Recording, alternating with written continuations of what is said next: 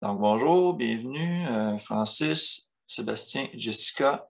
Content de vous avoir avec moi. Merci d'être venu aujourd'hui, de profiter de ce moment-là pour discuter de sujets qui, j'espère, vont être utiles à tout le monde. Le sujet d'aujourd'hui, c'était la croix, le pieu, l'arbre. Quel est l'instrument sur lequel Jésus a été crucifié? Le sujet qu'on a discuté la dernière fois, c'était le calvinisme. Donc, cette capsule-là va être disponible aussi dans la chaîne des capsules. Donc, pour aborder le sujet immédiatement, parce que, bon, on connaît tous un peu la position chrétienne générale. On voit des crucifix partout. On voit souvent Christ comme une représentation d'un corps humain. On ne va pas dire évidemment que c'est Christ, mais qui est représenté sur une croix clouée. On le voit surtout dans les églises catholiques et tout ça. Donc, on va examiner, est-ce que cette représentation-là, bon, il y a quelque chose de bien? Est-ce que c'est quelque chose qui est réel comparé au récit biblique? On regarde ça. Est-ce qu'il y a un symbolisme plus profond de ça?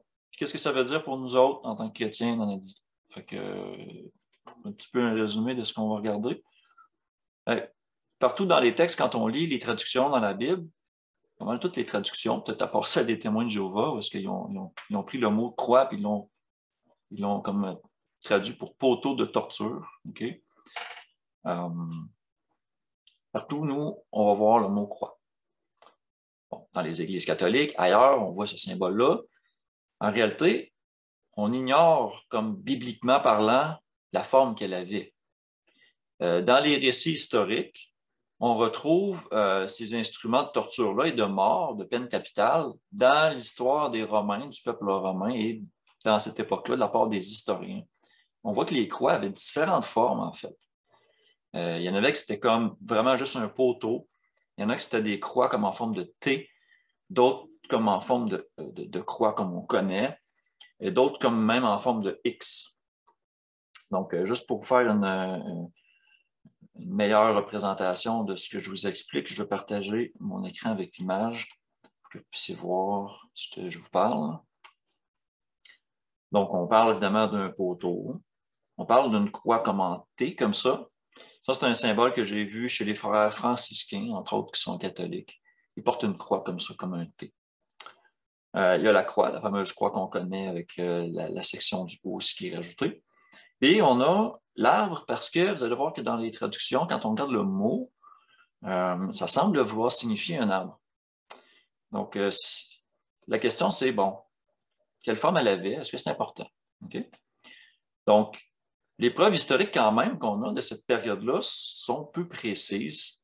On n'a pas de notion genre très précise qui dit la croix qui était utilisée à Jérusalem à ce moment-là pour la crucifixion de Christ, c'était tel type. Ça ne le dit pas. Ça ne le dit pas spécifiquement. Ce qui est certain, c'est que Christ a accompli la prophétie, comme on va le voir dans les textes. Donc là, si je bascule, je vais aller dans eSword, puis je vais vous montrer rapidement les passages qui en parlent pour qu'on puisse établir une base. Okay? Donc là, je vais aller partager mon écran de eSword. Là, c'est sûr que peut-être que vous, sur vos téléphones, vous allez voir ça tout petit, là, mais quand ça va apparaître sur la vidéo, peut-être en replay, vous allez pouvoir voir les images plus grandes. Donc, je m'excuse si ça semble petit dans votre écran. OK. J'essaie de grossir un peu le texte. 2742. OK. Donc, quand on parle d'étymologie, on parle de signification d'un mot. Je vais commencer par le grec, parce que bien sûr, c'est là qu'on a le récit le plus abondant du mot croix et tout ça. Comme par exemple en Matthieu 27, 38, chapitre 27, 38, on a ici que ça dit « Avec lui furent crucifiés deux brigands, l'un à sa droite, l'autre à sa gauche ». Donc ici, le mot « crucifié », c'est un verbe, bien sûr, et c'est le mot « stauro », okay? Donc le grec 47, 17. C'est un verbe qui veut dire tout simplement « crucifié », être fixé à une croix. Ce mot-là vient lui-même d'un autre mot qui, en tant que tel, est la croix. Donc, on le voit ça un petit peu plus loin, à Matthieu 27, 42, quand ça dit, bon, les gens lui reprochent, puis il dit, ah, il a sauvé les autres, qu'il se sauve lui-même, c'est les rois qui descendent de la croix, ils croiront en lui. Alors, ici, le mot croix c'est le mot stauros, ce qui littéralement veut dire un poteau, une pièce de bois, un instrument de peine capitale, une exposition à la mort et aussi symboliquement, c'est écrit dans la concordance, un renoncement à soi-même, par implication, le sacrifice expiatoire de Christ, la croix. Donc, il n'y a pas de notion nécessairement ici, même dans la définition du mot, de la forme spécifique de la croix. Mais ce qui est intéressant, c'est qu'on le définit comme un pieu, un poteau droit, une pièce de bois. Maintenant, si on va un petit peu plus loin, puis qu'on regarde un passage en Galates 3,13, okay, je vais vous amener là. Galates 3,13, ici, Paul, en parlant aux Galates, cite l'Ancien Testament. C'est intéressant parce qu'il fait le lien avec la croix. Il dit « Christ nous a rachetés de la malédiction de la loi, qui est évidemment la transgression, étant devenu une malédiction pour nous, car il est écrit « Maudit est quiconque est pendu au bois ». Ici, le mot utilisé, même dans la King James, c'est traduit « qui est pendu à un arbre ». Et le mot ici, c'est « xulon », qui veut dire, par définition, un morceau de bois, une pièce de bois de charpente ou un arbre. Maintenant, ce qui est intéressant, c'est qu'ici, on a une référence à un texte de l'Ancien Testament, donc on va pouvoir aller voir sa correspondance comme dans le texte massorétique. Ça nous amène à Deutéronome 21, verset 22. Donc, ça dit, « Si l'on fait mourir un homme qui a commis un crime digne de mort et que tu l'aies pendu à un bois. » Et là, ça dit au verset 23, « Son cadavre ne passera point la nuit sur le bois, mais tu l'enterreras le jour même, car celui qui est pendu est un objet de malédiction auprès de Dieu. » Donc, c'était ça que fait allusion Paul en Galates. Ce qui est intéressant ici, c'est que là, on va pouvoir aller voir l'étymologie du mot massorétique. Donc, on va pouvoir regarder. Alors, c'est le mot hébreu « etz », qui veut dire une pièce de bois, une pièce de charpente. Ça peut être défini comme un arbre, du bois en général, un poteau. Donc, encore là, ça ne donne pas nécessairement une forme spécifique, ça fait juste dire pendu à un bois, cloué. Un autre passage de l'Ancien Testament en parle, c'est en Josué. On va aller voir. Josué 10, versets 26 et 27. Donc, ça dit, « Après cela, Josué les frappa et les fit mourir, et les pendit à 5 arbres, et ils restèrent pendus aux arbres jusqu'au soir. Vers le coucher du soleil, Josué ordonna qu'on les descendit des arbres, on les jeta dans la caverne où ils s'étaient cachés. Ils l'ont mis à l'entrée de la caverne de grosses pierres qui y sont demeurées jusqu'à ce jour. » C'est drôle, hein, c'est drôle comme ça me fait penser au récit de la crucifixion de Christ. Il ne voulait pas que les corps restent sur la croix, donc ils l'ont descendu au coucher du soleil, quand le soir était venu, c'est ça que les récits des évangiles nous disent. Ils l'ont mis dans une caverne et puis ils ont roulé une grosse pierre devant. Je trouve la comparaison très, très spécifique. Mais ici, quand on regarde tout simplement les mots de ce qui est dit, il est pendu à des arbres. C'est encore là, c'est le même mot massorétique qui ne dit pas grand-chose. Donc, il les a pendus à du bois. Est-ce que c'est vraiment un arbre? Ce n'est pas assez spécifique ici pour le voir, pour le déterminer avec assurance. Donc, en réflexion là-dessus, je vais vous montrer une autre image qui est comme la suite, la continuité de ça. Donc, je vais cesser le partage des sorts et je vais aller vous partager cette image-là. Pour le besoin de la chose, j'ai enlevé les visages pour faire de représentation de qui Christ pourrait être. D'accord? Donc, on voit ici deux théories qui sont dans le domaine du possible, si on veut être honnête. Donc, d'une crucifixion, on va dire classique, qu'on est habitué de voir sur une croix avec une pièce de bois au-dessus de la tête. Et un autre, comme qui est promu, comme par les témoins de Jéhovah, avec les mains au-dessus, comme ça, suspendues comme à une seule pièce de bois, comme sur un poteau, en fait. Donc, laquelle des deux serait la plus biblique? Il semblerait qu'on n'a pas vraiment de preuves bibliques sur la forme de la croix. Ou est-ce qu'on en a?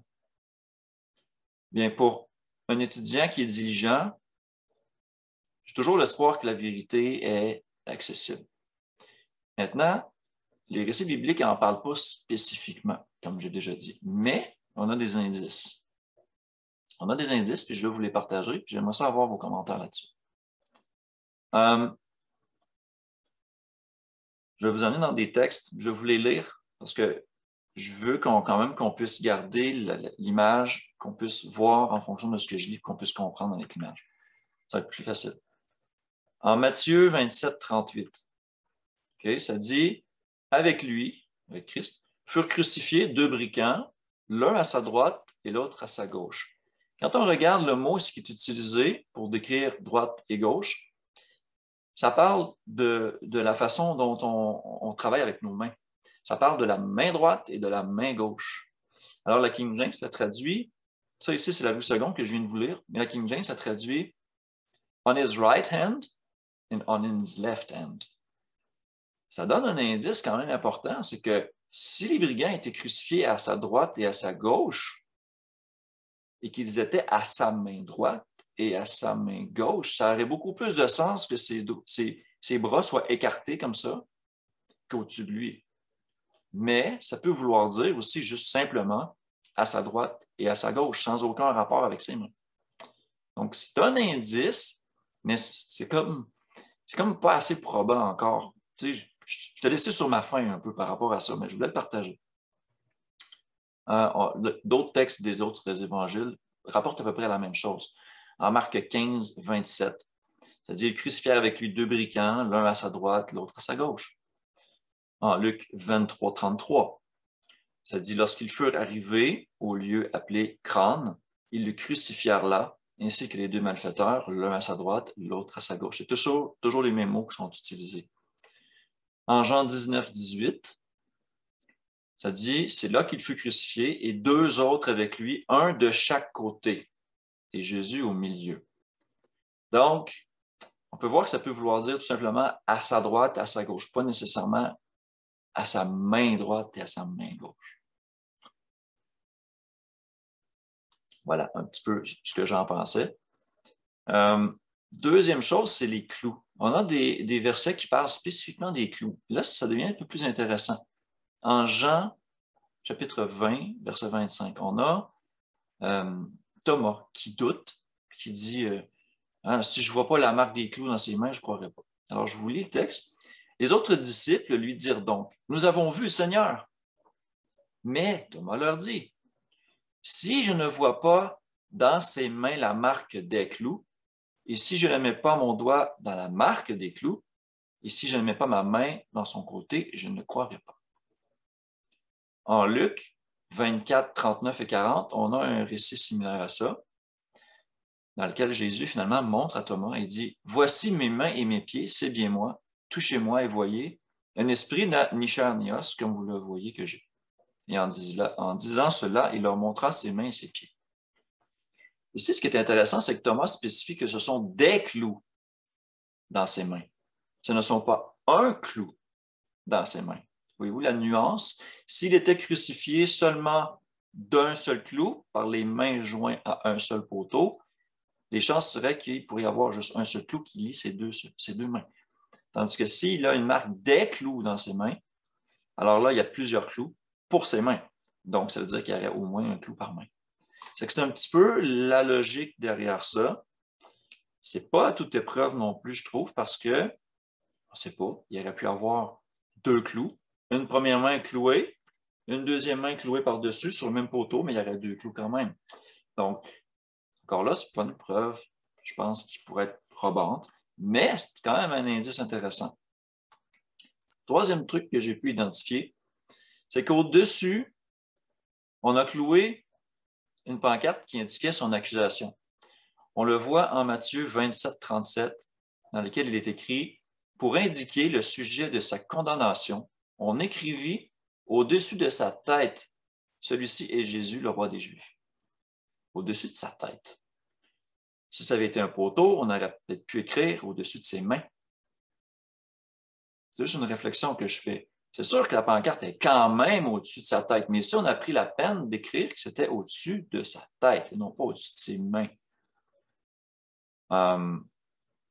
La croix, simplement avec un T, sans pièce de bois supplémentaire au-dessus, ça aurait été bizarre un peu de voir la pancarte au-dessus de sa tête. Ça aurait été presque impossible même. Sur un poteau, est-ce que ça aurait été possible de clouer la pancarte au-dessus de sa tête, en dessous de ses mains?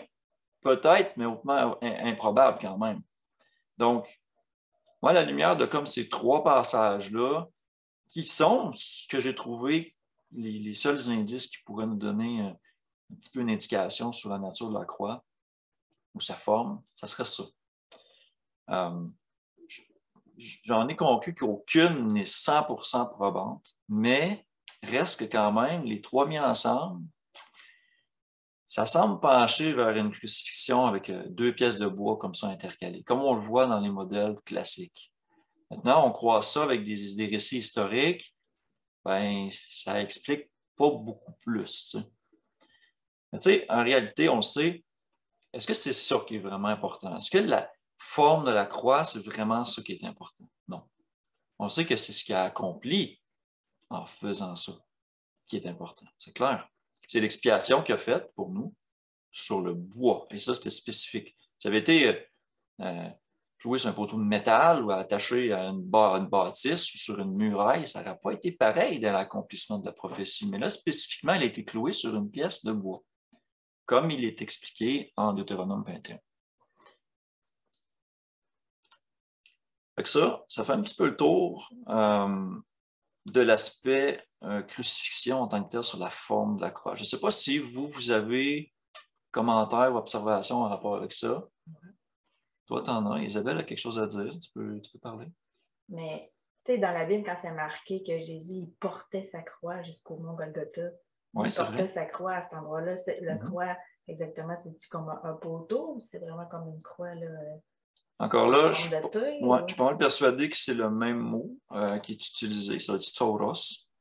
Il faudrait le valider. Mais c'est un argument que j'ai déjà vu, c'est vrai, puis que j'ai peut-être omis d'en parler, mais l'argument de dire que si c'était une croix avec un angle, il pouvait se l'appuyer sur l'épaule et la transporter. Alors que si c'était seulement un poteau, il a fallu qu'il la grippe, ou je ne sais pas trop, sur l'épaule, ça aurait été différent. Encore là, je ne pense pas que c'est quelque chose qui pourrait faire une différence, là, mais en tout cas. Sébastien, tu avais quelque chose à partager là-dessus? Mais ça enlève l'effet de l'arbre. Ça fait en sorte que c'est pas un arbre, s'il a traîné sa croix. Oui, c'est pas un arbre qui a traîné. C'est sûr que ça enlève la notion d'arbre, là, comme si un arbre avait poussé là et qu'on l'avait cloué à un arbre. C'est vrai. Tout à fait. Ouais. Puis j'avais d'autres choses, dans le fond, c'est les clous, dans le fond, dans la main. On ne sait pas s'ils sont dans la main ou sont ailleurs, parce que il faudrait regarder au niveau de l'anatomie, voir s'ils toffaient dans la main, parce que j'ai entendu que la main, les clous, ils n'auraient pas toffé, là. Ça aurait ouvert, là, ça aurait... Fait que ça, probablement qu'ils sont peut-être pas dans la main, peut-être plus dans le poignet ou quelque chose. Il faudrait regarder ça au niveau de l'anatomie, voir si ça fonctionnerait. Là. J'ai vu ça aussi, puis c'est pour ça qu'on représente aussi des fois des crucifixions avec des clous dans les mains et des sangles sur les poignets. Comme on a vu dans l'image que j'ai montrée juste avant, on remarque qu'il était comme attaché. C'est pas décrit dans le récit biblique, mais c'est comme une conclusion logique qu'on en vient avec le texte qui dit les clous dans ses mains. Maintenant, il faudrait voir est-ce qu'il y a un mot grec qui pourrait décrire plus particulièrement le poignet, par exemple. Est-ce que l'auteur du texte aurait pu dire les clous dans ses poignets? Il faudrait regarder cet aspect-là, mais ça ne change rien à la nature de la croix en tant que telle. Que ce soit un poteau ou une croix, la position des clous dans les mains ou dans les poignets, bon, c'est une nuance, mais c'est pas ça qui va déterminer si c'est une croix. Je sais qu'au niveau des films, des fois aussi, on voit la différence, dans le fond, qui traîne juste un poteau ou qui traîne une croix. Tu as deux notions. Là. Parfois, tu as la croix au complet, mais d'autres fois, tu as juste un bout, le poteau, ce qui est attaché genre au niveau des bras. Là. Il dit ça de même. Oui, mais tu sais, c'est ça. Dans le récit biblique en tant que tel, on n'a pas de preuve vraiment très claire que c'est une forme ou une autre. On a une notion, je pense, historique que Pierre aurait été crucifié à la tête en bas ou un truc comme ça. Ce qui suggérerait que ça serait une croix vraiment avec une pièce de bois pour la tête. Parce que sinon, je ne sais pas trop ce que ça donnerait, là, mais En tout cas, je n'ai pas creusé vraiment plus ces aspects-là. J'ai essayé de me concentrer vraiment sur ce que l'Écriture dit. Mais bon. Francis, avais-tu quelque chose peut-être à ajouter? As-tu déjà un petit peu investigué ce sujet-là?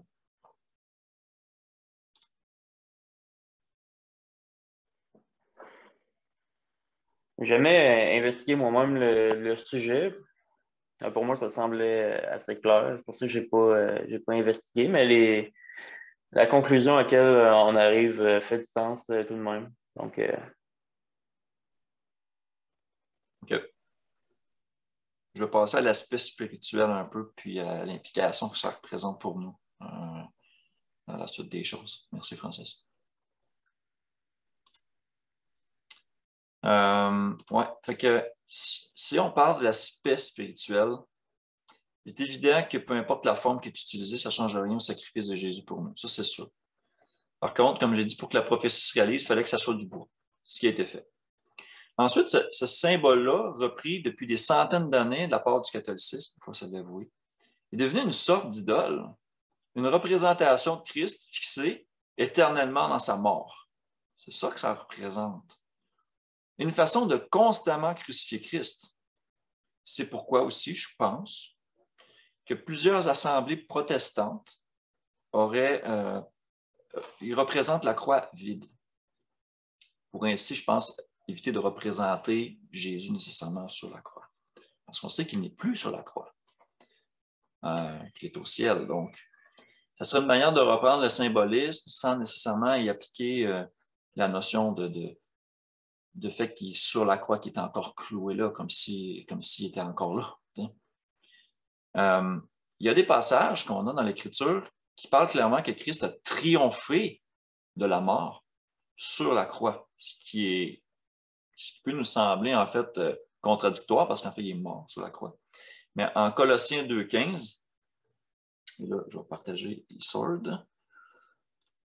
On va regarder quelques versets bibliques en rapport avec ça. En Colossiens 2,15, ça dit « Il a dépouillé les dominations et les autorités, bien sûr, de ce monde, et les a livrées publiquement en spectacle, en triomphant d'elles par la croix. » Donc, est-ce que ça voudrait dire que la croix est un outil de gloire?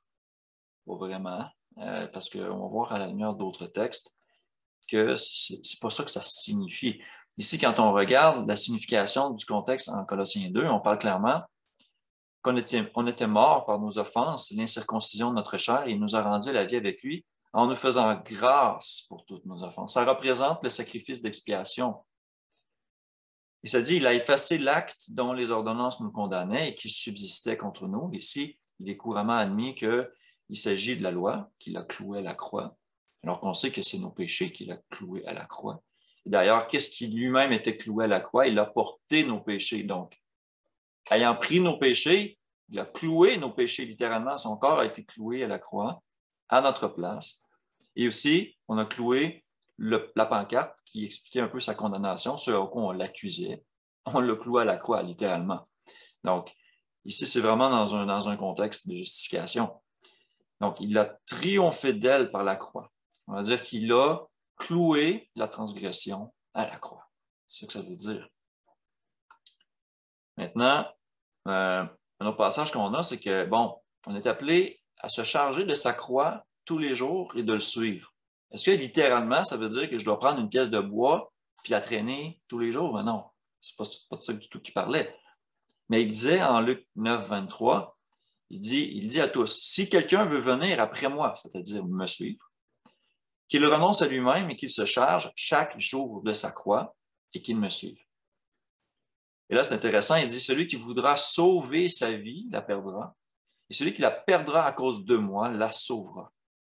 Et ça fait 100% du sens avec ce qu'il a fait pour nous sur la croix. Donc encore là, on voit ici que c'est symbolique et qu'on voit que ça fait un lien aussi avec le baptême. Nous avons été crucifiés comme lui, il a été crucifié. Comme nous crucifions notre vieil homme, notre vieille personne, nos anciennes passions et toutes ces choses-là, c'est le même symbolisme. C'est un symbole spirituel, bien sûr. Et c'est un symbole aussi de persécution.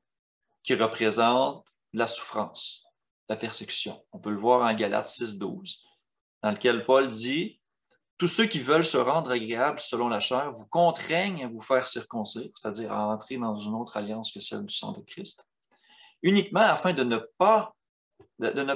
pas persécutés pour la croix de Christ. » Donc, le fait que Christ a été crucifié, qu'il est mort, qu'il a été enseveli, qu'il est revenu à la vie le troisième jour, c'est comme le début un peu du narratif qui porte son symbolisme en lui-même. Mais à la base, c'est un outil de souffrance et de persécution. Ici, on le voit même afin de ne pas être persécuté pour la croix de Christ. Le fait qu'on croit qu'il est mort pour nous, ben, les Juifs du temps persécutaient les chrétiens en rapport avec ça. Quelque chose qui est encore plus clair, on le voit en Philippiens 2, verset 8. C'est un outil d'humiliation sur lequel Christ n'est plus. Je tiens à le dire encore, il n'est plus sur cette croix-là. Et ça dit ici, il s'est humilié lui-même, se rendant obéissant jusqu'à la mort, et on ajoute même jusqu'à la mort de la croix. Donc, c'était déjà humiliant de se faire tuer injustement. Ça a été encore plus humiliant sur une croix. Pourquoi ça? Pourquoi ça a été humiliant de se faire tuer spécifiquement sur une croix? C'est là qu'on est en droit de se poser la question. Il s'est humilié, se rendant obéissant jusqu'à la mort même sur la croix. C'est un instrument de torture. C'était un instrument d'exécution qu'il ne méritait pas. C'est un instrument d'humiliation. Il faut garder ça en tête. D'accord? En Hébreux 6,6, on a un petit peu aussi ce même principe-là qui est repris. Donc, ça parle de ceux qui ont été éclairés, qui se sont repentis, qui ont connu la vérité et tout ça, mais qui se sont détournés. Ici, ça dit « et qui sont tombés ». Et ça dit que ces gens-là soient encore renouvelés et amenés à la repentance, c'est impossible, hein, si on lit verset 4. Puisqu'ils crucifient pour leur part le Fils de Dieu et l'exposent à l'ignominie. Donc, ici, on voit que le fait de renier Christ, c'est comme de le recrucifier à nouveau, de le montrer constamment sur une croix, c'est de renier qu'il est revenu à la vie, c'est de l'exposer dans son état de vulnérabilité constamment. C'est comme un rappel qu'il est mort. C'est tout. Alors qu'on sait qu'il est vivant, il a un corps glorifié, puis il fait ministère auprès du Père au ciel. Donc, c'est quelque chose qui est important à garder en tête. Il n'est plus sur cette croix-là. La croix représente sa mort, oui. C'est un instrument de supplice, d'exécution, de peine capitale. C'est ça que ça représente, la croix. On crucifiait des criminels là-dessus. Nous, on sait que c'était injustifié en rapport avec Christ. On sait ça. Mais reste que l'instrument, ce que ça représente l'humiliation, le crime, la mort, la torture, la souffrance, toutes ces choses-là. Et c'est une chose qui est, comme j'expliquais tantôt, qui est symbolisée dans le baptême du croyant. On peut le lire. Ici, un petit passage de Romains 14, 22 que j'avais mis dans mes notes d'e-sort parce que les gens vont se servir de ce passage-là en disant, bon, si je veux porter une croix, si je veux en avoir la conviction que je veux bien en avoir, ils vont se servir de ce verset-là avec d'autres choses, il faut mettre dans le contexte. Mais il dit, cette fois que tu as, garde-la pour toi devant Dieu. Heureux celui qui ne se condamne pas lui-même dans ce qu'il approuve. Donc encore là, on peut prendre ce verset-là puis le sortir complètement de son contexte et dire, tout ce que j'approuve puis que je ne me condamne pas moi-même, ce n'est pas un péché, je dois être heureux là-dedans. Ça fait trop étrange. On parle vraiment ici, dans le contexte de Romains 14, de viande sacrifiée aux idoles. Donc là, ici, ça prend beaucoup plus de sens, ce passage-là. Mais si on l'applique à n'importe quoi, comme au fait de la croix ou de n'importe quel genre d'idolâtrie, comme de dire, moi, je peux prier des Vierges Marie ou des affaires comme ça, parce que je ne me condamne pas, moi, ça ne fonctionne pas, là. Donc, il faut faire attention, évidemment, à les verser hors contexte. Mais là, je voulais où je voulais aller. Bon, je ne l'ai pas noté dans mes notes si rapides, je vais manuellement. Romains 6, évidemment, c'est le fameux passage sur le baptême. Mais il dit ici, Romains 6, verset 6. Sachant que notre vieil homme a été crucifié avec lui, afin que le corps de péché fût détruit, pour que nous ne soyons plus esclaves du péché. Donc, ça représente vraiment notre mort. Ça représente notre passage dans la mort du baptême. Donc, ici, il fait une allusion un peu plus haut, au verset 4. Il dit, « Nous avons donc été ensevelis avec lui par le baptême en sa mort. » Évidemment, qui est l'image de quand on est enterré, quand on meurt.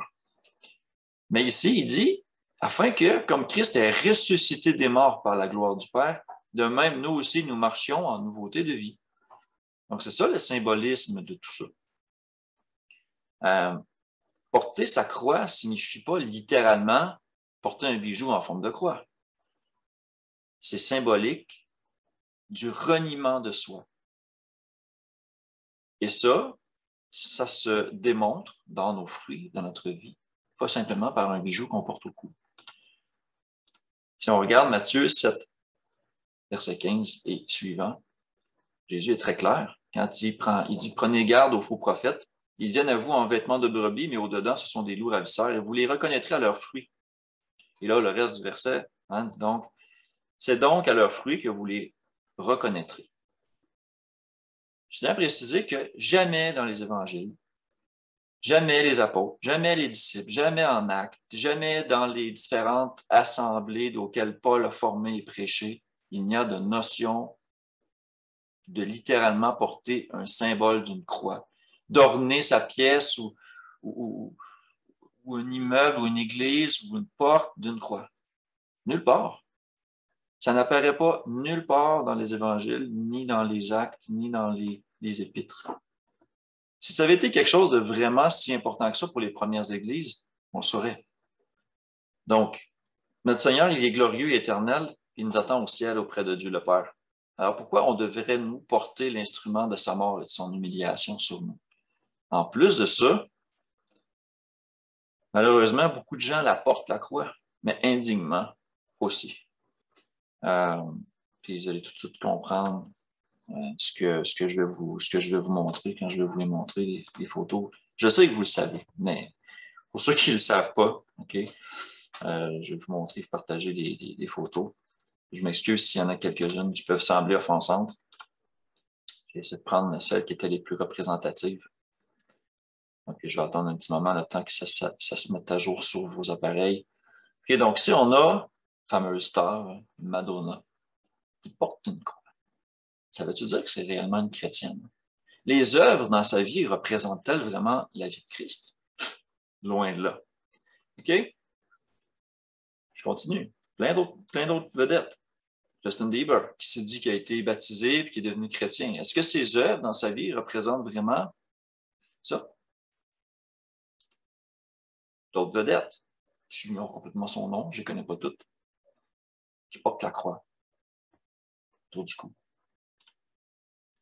Des artistes qui, clairement, sont sataniques, portent des emblèmes avec des croix, des corps suspendus, comme si ça devait représenter Christ de la manière qu'il est.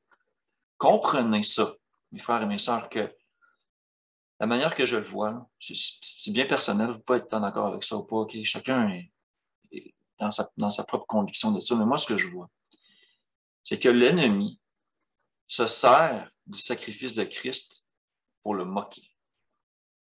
La croix est l'instrument de mort par lequel Satan a voulu triompher de Christ. Il a voulu le faire mourir, il a voulu le tenter pour le faire douter, puis le faire pécher, puis qu'il meure, puis qu'il reste mort. C'est pour ça que Paul nous a dit qu'il a triomphé de la mort sur la croix. Mais ces gens-là, ils voient dans la croix une autre chose.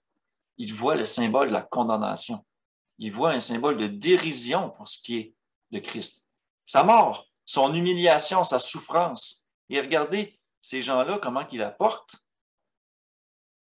Et nous, on devrait faire comme eux. Et porter une croix. À quelle fin? Pour quel but? Pour les apparences, pour paraître plus pieux. Jésus n'a jamais mis l'accent sur les apparences. Il a même dénoncé ceux qui se fiaient aux apparences. Que ça dans les tatous, on peut en voir plein. Je me rappelle même mon ancien patron. de ce que je travaille, qui avait des tatous sur le bras, puis il y avait une croix avec un chapelet. Mais ça était loin de représenter quelque chose de similaire à ça. C'est devenu presque un article de mode. Ça a perdu tout son sens. Je peux comprendre ceux qui veulent porter la croix dans leur cou et leur redonner un sens. Je peux comprendre cette mentalité-là, mais quand on comprend ce que la croix signifie vraiment, je ne pense pas qu'on va vouloir la porter à son cou comme un genre de symbole de quelque chose qu'on veut représenter. On veut représenter la mort. À ce moment-là, qu'est-ce qu'on veut faire? Quel message on veut passer? Ça me fait un peu soupirer, mais c'est ça. Hein, comme j'ai dit, jamais Jésus a mis l'accent sur la parure, sur l'apparence d'un symbole. C'est sa façon de vivre, son ministère qui était son témoignage de sa marche avec Dieu. Et Dieu lui-même lui a rendu témoignage en le ressuscitant des morts. C'est ça qui est important. C'est qu'il est revenu à la vie. C'est ça qui est important. Est-ce qu'on a un symbole quelconque qu'on pourrait porter à notre cou qui représenterait sa résurrection? Quoi, une tombe ouverte? Non, c'est complètement ridicule. Comme j'ai dit, nulle part, il est décrit qu'on devrait faire ça, qu'on devrait porter une croix ou prendre une croix puis la mettre sur une porte, au-dessus d'un mur, au-dessus de notre lit, ou peu importe. Notre poignet, notre cou, non. C'est pas de ça qu'on parle. Quand on se met dans la mentalité de ceux qui ont vécu cet événement-là quand ça s'est passé, quand on lit les évangiles, on reste relativement factuel, mais mettons-nous d'un côté humain, dans ce que ça représente, de ce que ça a représenté pour ces gens-là à ce moment-là. Ça devait être horrible de voir le Fils de Dieu en qui tu as foi, humilié, saignant, transpercé, frappé, flagellé, moqué. C'est clair que si je me mets à leur place, à la place des premiers apôtres, des premières assemblées, dans ce contexte-là où les Romains persécutaient les chrétiens et les condamnaient à mort sur un instrument comme une croix, c'est clair qu'ils ne porteraient pas ça dans leur cou. C'est clair que non. La manière que je le vois, c'est une genre de perversion. C'est comme si on déviait, on essayait de donner des intentions nobles à une chose qui n'est pas. C'est comme essayer de convertir quelque chose de maléfique en quelque chose de bien. Je peux comprendre ce que ça représente. On a parlé des aspects spirituels de ça, du reniement de soi-même, de toutes ces choses-là. Mais ça passe dans des actions, ça passe dans des comportements, ça passe dans un changement de cœur, par une repentance, par un désir de revenir à Dieu, pas dans un bijou qu'on porte au cou. Force est de constater que c'est apparu seulement dans les débuts du catholicisme, ça, cette notion-là de croix, l'importance qu'on donnait à la croix. C'est apparu depuis ce temps-là, mais ce n'était pas dans le temps des premières églises. Donc, je vais conclure là-dessus. On pourrait croire que la croix, on pourrait croire que c'est un poteau, mais des indices semblent indiquer qu'il aurait pu s'agir d'une croix avec un segment au-dessus de la tête. Mais est-ce qu'on est sûr à 100%? Non. Est-ce que c'est vraiment important? Non, c'est pas vraiment important. C'est un symbole de repentance, de reniement à soi-même, mais c'est aussi un symbole d'humiliation. Et Christ a vaincu la mort, il est revenu à la vie. C'est là-dessus qu'on doit se concentrer. On ne doit pas se concentrer sur le moment de sa mort, mais sur le moment de sa résurrection. Je reste persuadé que les chrétiens ne devraient pas utiliser ce symbole-là pour s'identifier ou même se parer avec la croix. Ça peut très facilement devenir une idole et que notre Seigneur, il est glorieux, il est en vie, puis il est au ciel. C'est un petit peu là-dessus que je finirai. Et je prendrai vos commentaires, si vous en avez. Dans le fond, il est écrit en haut de sa tête le roi des Juifs. Ici, il y avait sa pancarte, fait que veut pas, ça implique qu'il y aurait quelque chose en haut de la tête. Déjà en partant, là. Oui. Si ça serait en forme de T, il n'y aurait pas de place pour mettre l'affiche en haut de sa tête, là. À moins qu'il ait été comme mis plus bas. Tu sais, mettons que sa tête est ici, puis que le beam qui est comme transversal, on l'aurait mis la pancarte là. Mais à ce moment-là, je pense qu'il n'y aurait pas eu de place parce que les mains, en fonction de la tête, ça n'aurait pas laissé beaucoup de place. Donc, quand on regarde un peu tous ces aspects-là, on se dit, ouais, si ça avait été comme un X, ben, il n'y aurait pas eu de place nécessairement au-dessus de sa tête, à moins de rajouter une autre pièce. Fait que des indices qu'on a de la Bible, ça semble pointer vers une croix. Vers un plus. Comme genre on veut, là. Plus allongé, oui, c'est ça. Ouais. Sinon, qu'est-ce que vous pensez? Qu'est-ce que vous pensez de ça, sinon, Ben, moi, je voulais dire que j'ai vraiment vu ça d'un point de vue différent, le symbolisme de la croix. Je crois qu'on est venu qu'à comprendre que c'est de défaire un aspect de tradition qui est amené avec le temps par rapport à son symbolisme, de porter la croix physiquement, non pas spirituellement dans nos actions. Puis, on est habitué d'un côté factuel de lire et de voir le symbole, après ça, de le voir dans la vie de tous les jours, affiché sur des monuments publics, des personnes qui la portent, ce genre de choses-là. Mais je crois que tu as amené un point qui fait vraiment beaucoup de sens, qui change la donne. C'est de penser seulement cet argument-là, je trouve, est suffisant. C'est de penser aux apôtres, aux disciples de Jésus qui l'ont vu crucifié sur la croix, de penser qu'eux, par la suite, pour l'honorer, porteraient le symbole romain de torture, sur quoi Jésus était humilié, ça ferait aucun sens. Si j'étais disciple dans ce temps-là, que j'aurais vu le Messie sur la croix, j'aurais jamais voulu l'honorer en portant le symbole de son humiliation. Ça fait aucun sens. Donc, juste avec ça, j'ai vraiment compris un tout autre symbolisme. Puis je crois que tu as fait un bon lien aussi avec le monde, les artistes du monde, comment ils utilisent la croix aussi. Tu vois que c'est vraiment pas des chrétiens qui portent les fruits de croyants, même s'ils disent s'afficher publiquement, puis qui portent la croix, que tu vois clairement que c'est utilisé comme un symbole de moquerie. Bon, qu'elle soit à l'envers ou pas, ces personnes-là ne représentent pas ces choses-là, puis ils veulent juste moquer, dans le fond, qu'elle soit consciemment ou non. Oui, effectivement. Moi, ça me fait penser un peu au sacrifice d'animaux. En disant, dans le fond, qu'ils sacrifiaient des animaux, puis que, dans le fond, ils continuaient de pêcher, puis ils en sacrifiaient par après. Là.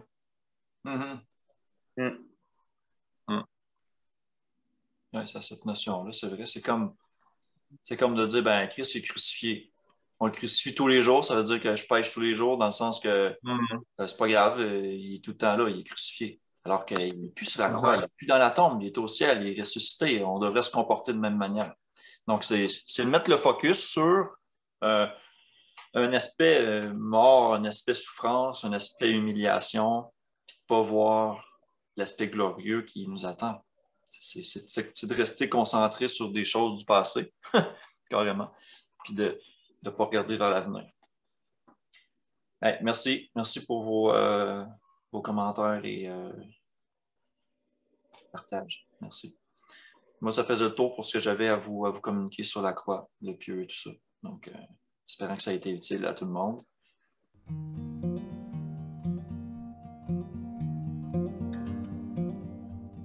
Ben, les raisons pourquoi les chrétiens portent la croix, je les ai dites, mais je pense qu'un examen attentif du récit des évangiles, de ce que ça signifie, et s'explique lui-même, là, je veux dire. Pas pour les bonnes raisons. Il faudrait peut-être avoir quelqu'un qui porte la croix, puis entendre ses raisons, pour avoir peut-être un tableau plus complet, puis essayer de comprendre plus leur position. Mais bon. Mais aussi, j'ai remarqué, comme j'avais dit à Sébastien tantôt, parfois sur les édifices, sur les écoles, sur les églises, comme tu disais, il y en a genre quasiment partout, c'est omniprésent quand même ce symbole-là. Là. Il y a des palais de justice et tout. Ouais, des fois, les palais de justice, pas tout le temps, mais des fois. Ben, c'est parce qu'ils ont enlevé à ce temps, mais avant ça, il y en avait probablement partout dans les palais de justice. Hein. Ouais, ça devient, ça banalise aussi d'une certaine manière. Moi, je trouve. Dans les églises catholiques. Ça met le focus sur la mort, sur ça. Je peux comprendre que ça peut être vu comme un instrument de, c'est nos péchés qui ont été cloués à la croix et qu'on veut mettre le focus là-dessus. Mais si on a besoin de faire ça, c'est parce que c'est parce qu'on est constamment dans un état de ce qu'on se sent en reproche puis on n'est pas prêt à passer dans une nouvelle vie, on n'est pas prêt à marcher vers ce qui est sain. On veut rester dans un état où est-ce qu'on a besoin de voir cette croix-là. En tout cas, mais si on a besoin de quelque chose de voir comme ça, un objet quelconque, ça veut dire que tu ne le portes pas au cœur. Non, c'est ça. On sait, tu l'as pas en toi. On sait que c'est un des principes de l'idolâtrie. Ce que tu viens de dire aussi, c'est un des principes de l'idolâtrie, c'est qu'on a tendance à vouloir fixer le spirituel dans la matière pour essayer de plaire à une certaine composante charnelle de notre être. Ouais. On a tendance à vouloir immobiliser les dieux ou le Dieu dans la matière, lui donner une forme qu'on peut toucher, qu'on peut voir. Alors que quand on est spirituel, c'est inutile ces choses-là. C'est un petit peu le même principe dans la croix. C'est pour ça que je faisais un petit peu le lien avec l'idolâtrie. Je n'ai pas expliqué assez bien. Il y avait le serpent de rein. Mais il y avait le serpent de rein avec ça. Quand ils n'en ont eu plus besoin, ils l'ont défait. Oui, ça touche spécifiquement l'idolâtrie et tout ça. Ce qui pourrait être en soi un autre sujet, mais oui. Ça pourrait aller avec la croix aussi, non? Ça pourrait aller avec la croix aussi. Je dirais que ça serait peut-être une bonne section peut-être à rajouter, parce que Moïse, dans le désert, a fait un serpent d'airain sous le commandement de Dieu, et que tout le monde était mordu par des serpents, avait juste à poser les yeux sur ça, puis il était guéri. Ça nous rappelle une genre de composante de la foi. Ça rappelle aussi le fait que le serpent, qui représente symboliquement Satan, a été vaincu sur la croix par Christ. C'est ça que ça représente.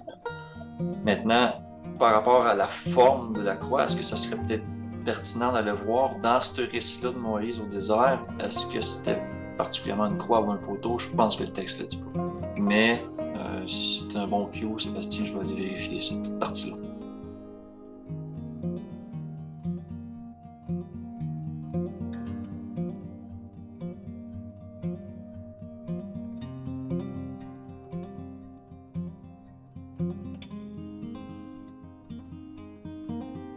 Merci. Ouais, je me disais que ça représentait un peu tout la même chose. Là. J'ai dit le serpent d'airain, la croix, mais le serpent d'airain, ils l'ont détruit quand ils en ont eu fini. Là. Ils l'ont pas gardé là comme représentatif. Là. Ils l'ont gardé. Le texte semble dire qu'ils l'ont gardé, mais que c'était pas un objet de culte jusqu'à la période des juges, où là, les enfants d'Israël, c'est écrit, les enfants d'Israël leur vouaient un culte, ils leur brûlaient de l'encens, et là, ils l'ont détruit à ce moment-là.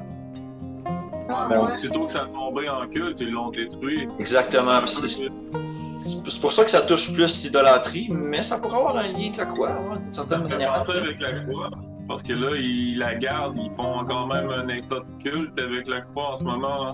Oui, tout à fait.